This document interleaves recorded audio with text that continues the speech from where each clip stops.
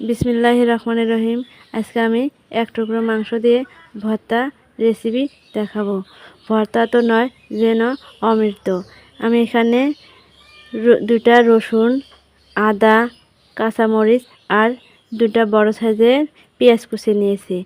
আমি এখন মাংসটা ভালোভাবে ছোটো ছোটো সাইজ করে কেটে নেব।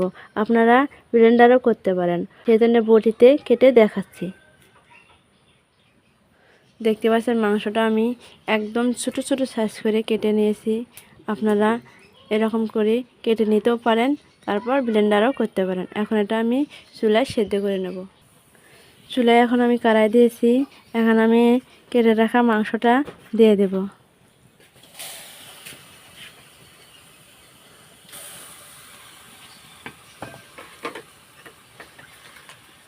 মাংসটা সেদ্ধ হওয়ার জন্য এখানে আমি পানি দিয়ে দিলাম।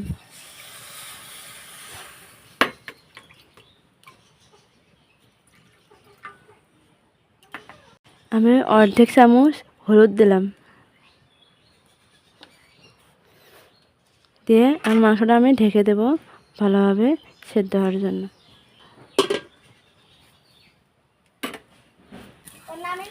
দেখতে পাচ্ছেন এটা এখন হয়ে গেছে।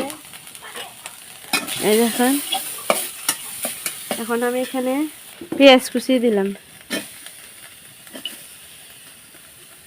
রসুন কুচি, কাঁচামরিচ, আদা।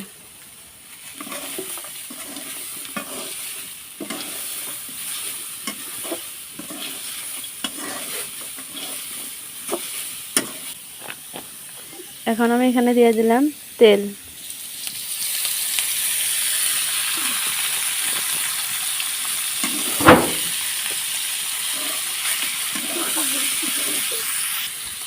এটা আমি এখন লাল লাল করে ভেজে নেব।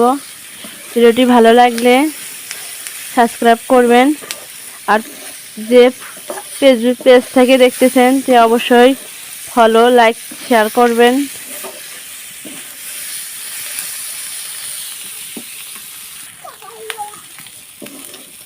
আমি এটা লাল লাল করে ভেজে নেব।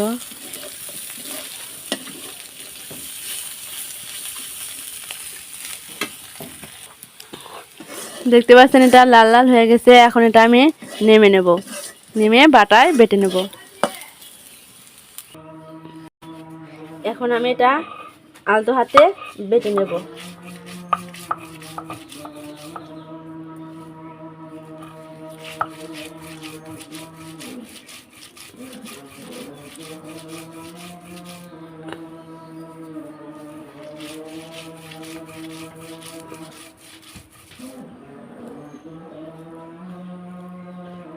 এটা বেশি শক্ত করে ভাজা যাবে না, নরম সাইজ করে ভাজতে হবে।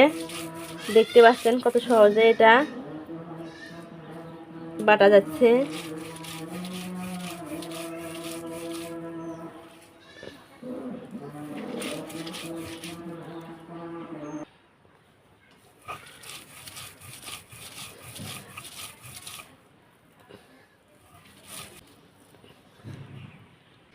এখন আমি দিয়ে দিলাম স্বাদ মতো লবণ। লবণটা দিয়ে আলতোভাবে আমি এটা একবারে ফিনিশিং করে বাটা যাবে না, আলতোভাবে এটা আমি বেটে নেব।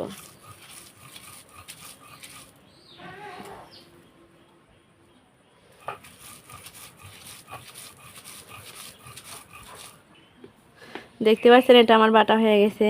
দেখেন কতটা সুন্দর হয়েছে।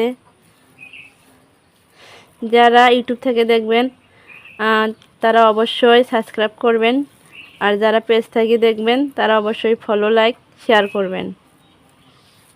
আজকের ভিডিও এখানেই শেষ। দেখা হবে অন্য কোনো রেসিপিতে। ধন্যবাদ, সবাই ভালো থাকবেন।